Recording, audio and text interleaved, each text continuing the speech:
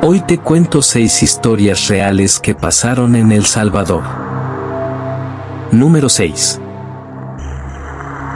Julio de 2017 marcó una fecha que los habitantes de la colonia Las Cañas, en Ilopango, jamás podrán olvidar. Aquella noche, la violencia que ya era parte de la rutina de muchos alcanzó un nivel de crueldad que dejó a toda la comunidad paralizada. Este no es un relato de lo inexplicable o lo sobrenatural. Es un recordatorio del terror que puede surgir cuando la humanidad pierde todo rastro de compasión. Una masacre sin sentido, 6 vidas apagadas en un instante y un silencio que aún resuena entre los callejones de Las Cañas. La noche del 15 de julio parecía tranquila. En una de las casas de la colonia Las Cañas, una familia compartía una cena modesta. El ruido de la calle comenzaba a disminuir, y solo el ladrido ocasional de los perros rompía el silencio. Pero esa calma pronto sería destrozada.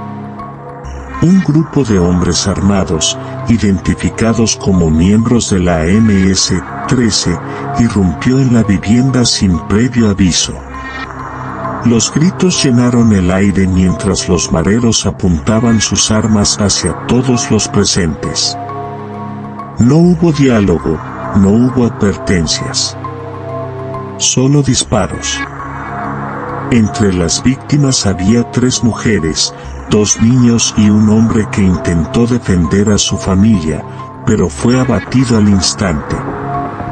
Según los vecinos, los disparos resonaron durante varios minutos, y luego todo quedó en un silencio sepulcral. Cuando las autoridades llegaron, encontraron una escena desgarradora: cuerpos esparcidos por la sala, manchas de sangre en las paredes y un ambiente que hablaba de terror puro. No había duda de que las víctimas eran inocentes, pero en los ojos de los atacantes, eso no significaba nada. Las investigaciones iniciales señalaron que el ataque fue una represalia. Al parecer, alguien había delatado las actividades de la pandilla a las autoridades, y los mareros buscaron enviar un mensaje brutal. Las víctimas no eran responsables, pero en un mundo donde la violencia es arbitraria, la inocencia no garantiza protección. Los vecinos, aterrados, se negaban a hablar. Muchos temían que cualquier palabra pudiera convertirlos en el próximo objetivo. Las autoridades prometieron justicia, pero en Las Cañas, la confianza en el sistema ya estaba rota. Con el tiempo, comenzaron a surgir relatos inquietantes. Algunos decían que, al caer la noche, podían escucharse sollozos provenientes de la casa abandonada. Otros afirmaban haber visto sombras moviéndose dentro, a pesar de que nadie se había atrevido a entrar desde la masacre. La casa donde ocurrió la tragedia sigue en pie, pero nadie se atreve a habitarla. Los pocos que se acercan aseguran sentir una presencia que les eriza la piel. ¿Son las almas de las víctimas, atrapadas en un lugar donde conocieron el terror? ¿O es simplemente el peso del recuerdo que se niega a desaparecer?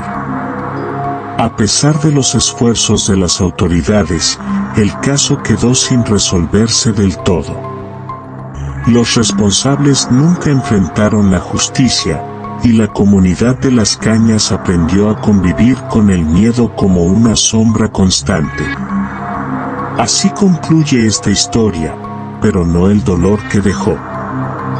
La colonia Las Cañas sigue siendo un lugar marcado por el miedo y la incertidumbre, un recordatorio de lo que sucede cuando la violencia encuentra un hogar. ¿Quién recuerda a los inocentes que murieron aquella noche? Quizás sus nombres se hayan perdido en el tiempo, pero su tragedia permanece como un eco interminable entre las calles de Ilopango. El terror no siempre viene de lo sobrenatural. A veces, es la realidad misma la que nos muestra su rostro más oscuro. Y en esa oscuridad, somos nosotros quienes debemos decidir si nos enfrentamos al miedo o dejamos que nos consuma.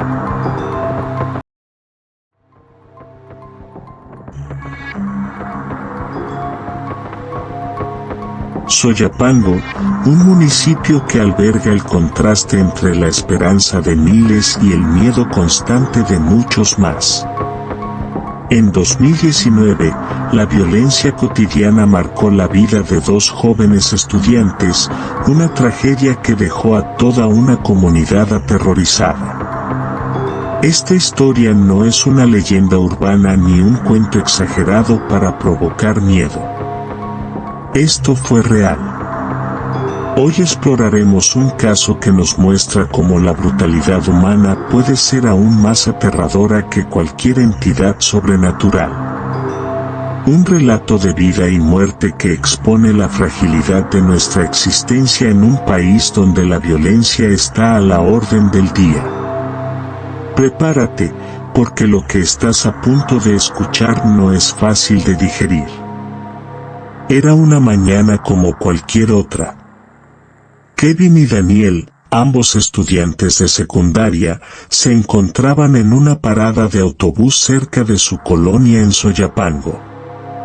Como todos los días, llevaban sus mochilas llenas de cuadernos y sueños. Pero esa mañana sería diferente, marcada por el olor a pólvora y el sonido desgarrador de gritos. Mientras esperaban el bus, un grupo de mareros se acercó lentamente. Al principio, los jóvenes pensaron que pasarían de largo, pero pronto se dieron cuenta de que eran el objetivo. ¿De dónde son ustedes?, preguntó uno de los pandilleros, con voz seca y mirada amenazante. De aquí, solo estamos yendo al colegio, respondió Kevin, tratando de sonar tranquilo. Pero en Soyapango, dar explicaciones no siempre basta. Les exigieron que se identificaran, un procedimiento rutinario que, para muchos, determina la vida o la muerte. Al no pertenecer a ninguna pandilla, Kevin y Daniel pensaron que eso sería suficiente para dejarlos ir. Pero no lo fue. Sin previo aviso, los mareros sacaron un arma y les dispararon a quemarropa. Kevin murió instantáneamente. Daniel, aún con vida, intentó arrastrarse lejos, pero no llegó lejos. Los pandilleros huyeron, dejando tras de sí un charco de sangre y una escena que marcó para siempre a quienes la presenciaron. Las noticias del asesinato se esparcieron como pólvora. Las familias de los jóvenes, destrozadas por el dolor, pidieron justicia en un país donde esta palabra a menudo queda en el aire. El caso resonó en los medios de comunicación por unos días, pero luego fue opacado por otros actos de violencia. El lugar donde los jóvenes perdieron la vida se convirtió en un punto de encuentro para vecinos que rezaban por ellos.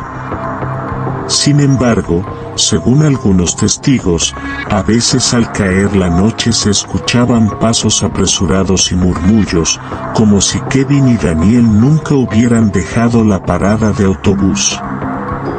Se dice que sus espíritus vagan, no para asustar, sino como un recordatorio de una sociedad que les falló.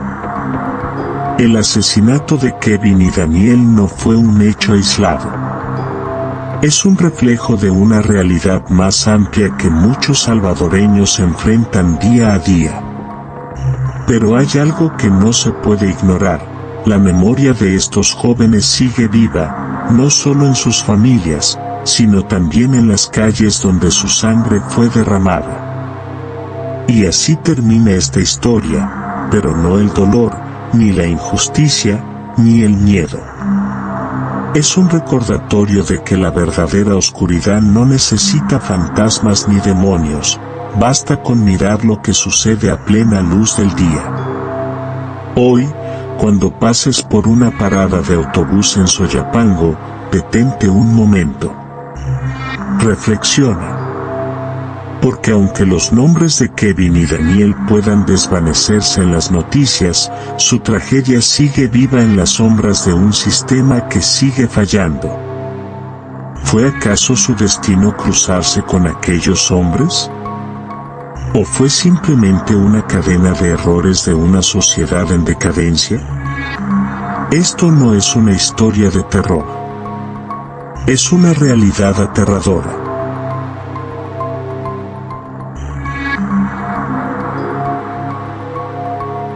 Eran poco más de las 8:30 de la noche cuando un grupo de hombres armados irrumpió en varias casas de la colonia Santa Rosa. No tocaron puertas ni pidieron permiso. Venían decididos a enviar un mensaje, uno escrito con sangre y gritos de desesperación. Las víctimas no tenían tiempo para reaccionar. Los agresores, miembros de la MS-13, buscaban reclamar su control del territorio tras semanas de tensiones con el barrio 18. Sin importar la edad o el género, dispararon indiscriminadamente. En una de las casas, una mujer intentó proteger a su hija, abrazándola mientras ambos eran alcanzados por las balas. En otra, un anciano que apenas podía caminar fue arrastrado fuera y ejecutado frente a sus vecinos. Quienes lograron sobrevivir contaron cómo los atacantes se movían con precisión, como si supieran exactamente a quién buscar. Pero entre esas 13 vidas apagadas, varias eran de personas inocentes, ajenas a la guerra de pandillas que había convertido a Santa Rosa en un campo de batalla. El impacto, silencio y sombras. Con el amanecer, el horror se hizo evidente. Los cuerpos fueron trasladados en camillas, mientras los vecinos, paralizados por el miedo, observaban desde las ventanas entreabiertas. Muchos de ellos sabían que hablar sería una sentencia de muerte. Las autoridades atribuyeron la masacre a la lucha territorial entre la MS-13 y el barrio 18, pero las familias de las víctimas no encontraron consuelo en explicaciones oficiales. La pregunta que se repetía era, ¿por qué ellos? En las semanas siguientes, la colonia Santa Rosa comenzó a cambiar. Los murmullos sobre almas en pena se mezclaban con el miedo cotidiano. Algunos aseguraban haber visto figuras caminando por las calles desiertas, mientras otros decían escuchar susurros entre las casas vacías. La colonia Santa Rosa nunca volvió a ser la misma. Muchas casas fueron abandonadas, sus puertas y ventanas clausuradas como si con ello pudieran encerrar el recuerdo de aquella noche. Pero las heridas no se curan tan fácilmente. A quienes se atreven a pasar por esas calles después del anochecer les recorre un escalofrío inexplicable. Algunos creen que son los espíritus de las víctimas, buscando respuestas que jamás llegaron. Otros piensan que es el eco de una comunidad rota, atrapada en un ciclo de miedo y desesperanza. Hoy, la colonia Santa Rosa sigue siendo un lugar marcado por el horror. Los nombres de las víctimas pueden haber sido olvidados por muchos, pero sus historias persisten en el aire denso de las noches de septiembre. Esta no es solo una historia de muerte, es una advertencia. Porque mientras la violencia siga teniendo espacio para crecer, más comunidades como Santa Rosa estarán destinadas a cargar con el peso de masacres que nadie debería soportar. El terror puede tomar muchas formas. A veces, son balas. A veces, es el silencio que queda después. Y en Santa Rosa, ese silencio aún grita.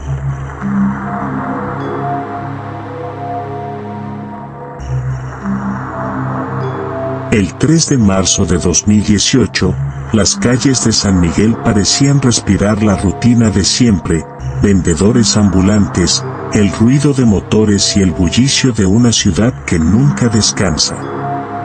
Pero para un taxista, aquel día marcaría su último recorrido. Esta es la historia de una vida truncada por la violencia, un relato de cómo la extorsión se convierte en sentencia de muerte para aquellos que se niegan a seguir alimentando el ciclo de terror. En un país donde la valentía puede pagarse con sangre, el destino de este hombre es un recordatorio de la fragilidad de la vida cotidiana. Desde hacía meses, Mauricio Asterisco, un taxista con más de una década trabajando en las calles de San Miguel, vivía bajo la sombra de la extorsión. Cada semana, miembros de la MS-13 se aparecían exigiendo el impuesto que les daba derecho a trabajar en lo que ellos consideraban su territorio. Mauricio cumplió al principio, como tantos otros, pagando con resignación y rabia contenida. Pero la situación se volvió insostenible. Los montos aumentaban y las amenazas eran cada vez más explícitas. Si no pagas, ya sabes lo que te toca, le dijeron una vez. Cansado de vivir con miedo, Mauricio tomó una decisión que muchos considerarían valiente, pero que en un lugar como San Miguel es casi suicida, se negó a seguir pagando. Aquel acto de rebeldía lo marcó como objetivo, aunque él trató de seguir con su vida, convencido de que la amenaza no se cumpliría.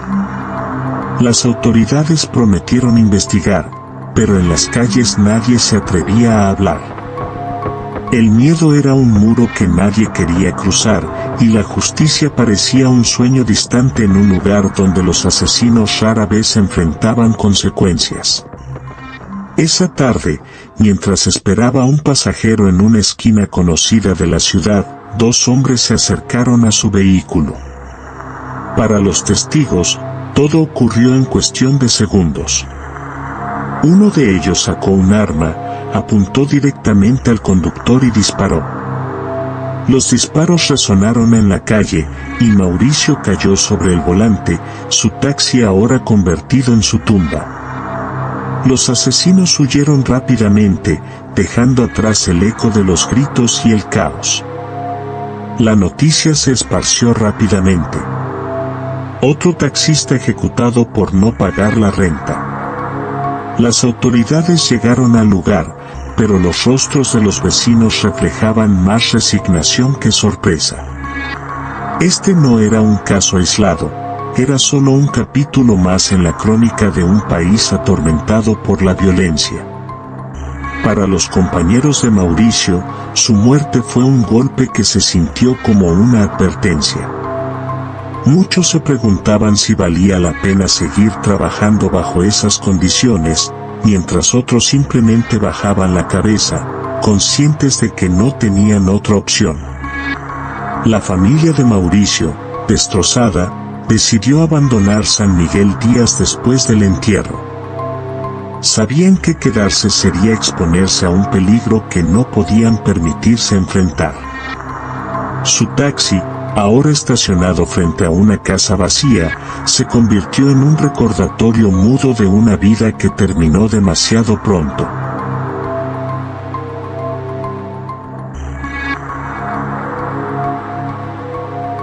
En 2021, en una de las calles polvorientas de Soyapango, la risa de una niña de 10 años fue apagada de la forma más trágica.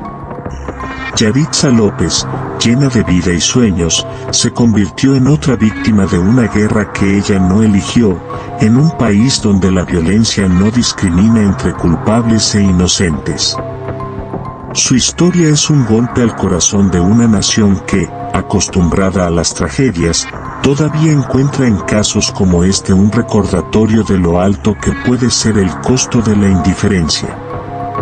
Era una tarde como tantas otras en Soyapango. Yaritza, con su pelo amarrado en 2 coletas y su vestido favorito, jugaba frente a su casa, una actividad que, aunque sencilla, le arrancaba las risas que iluminaban a su madre, Rosa. Aquel día, la rutina del barrio se quebró de golpe. 2 grupos de mareros rivales, enfrentados por el control del territorio, comenzaron un tiroteo que convirtió la calle en un campo de batalla. Las detonaciones resonaron como un eco de muerte, y los vecinos corrieron a esconderse. Rosa, aterrorizada, gritó desesperada el nombre de su hija. Pero Yaritza, en medio del caos, no tuvo tiempo de reaccionar. Una bala perdida impactó en su pequeño cuerpo, arrancándole la vida en segundos. El silencio que siguió al enfrentamiento fue más aterrador que el estruendo de las balas. Rosa, paralizada por el horror, abrazó el cuerpo inerte de su hija, mientras el eco de sus gritos llenaba el aire. La noticia de la muerte de Yaritza se esparció rápidamente, causando un profundo dolor e indignación en todo El Salvador. Los medios retrataron su rostro angelical, recordando a todos que, aunque las pandillas pelean entre sí, son los inocentes quienes pagan el precio más alto. En Soyapango, el miedo se transformó en silencio. Los vecinos, acostumbrados a la violencia, evitaban hablar del caso. Las balas no solo le arrebataron la vida a una niña, también robaron la esperanza de una comunidad cansada de ser prisionera del terror. Rosa, devastada por la pérdida, decidió abandonar Soyapango semanas después del entierro de su hija. No puedo seguir aquí. Todo me recuerda a ella, dijo entre lágrimas a los pocos amigos que se atrevieron a despedirse. El espacio donde Yaritza solía jugar quedó vacío, pero su ausencia se siente en cada rincón del barrio. La comunidad, aunque sumida en el miedo, aún recuerda su sonrisa y se pregunta cuánto más deben soportar antes de que llegue un cambio real. Las autoridades prometieron buscar a los responsables, pero los arrestos fueron pocos y las condenas, inexistentes. La impunidad, como tantas veces, volvió a reinar. La historia de Yaritza López no es única, pero su muerte se convirtió en un símbolo de la fragilidad de la vida en El Salvador, donde incluso los más inocentes pueden ser alcanzados por la violencia. En las calles de Soyapango, los niños siguen jugando, aunque con más cautela, bajo la atenta mirada de madres que saben que basta un instante para que la tragedia vuelva a golpear. El caso de Yaritza es un recordatorio sombrío de que la guerra no declarada entre pandillas sigue cobrando víctimas inocentes, dejando un rastro de dolor que parece no tener fin.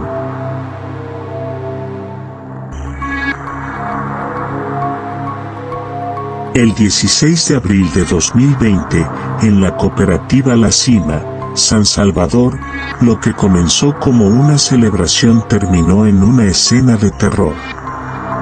Un grupo de personas, reunidas en una fiesta que prometía ser una noche de alegría y música, encontró un final trágico bajo las balas de la violencia que no da tregua en El Salvador. Este hecho no solo marcó la vida de quienes sobrevivieron, sino que también dejó una mancha imborrable en la historia de una comunidad que nunca olvidará aquella noche. Era una noche cálida. En La Cima, las risas y la música llenaban el aire mientras vecinos y amigos compartían en una fiesta al aire libre. Las luces de colores adornaban el lugar, y las mesas estaban llenas de comida y bebidas. Sin embargo, el ambiente festivo se desmoronó cuando un grupo de hombres armados irrumpió en el evento. Eran pandilleros, rostros ocultos, pero intenciones claras. Sin mediar palabra, comenzaron a disparar indiscriminadamente contra los presentes. El pánico se apoderó de la multitud.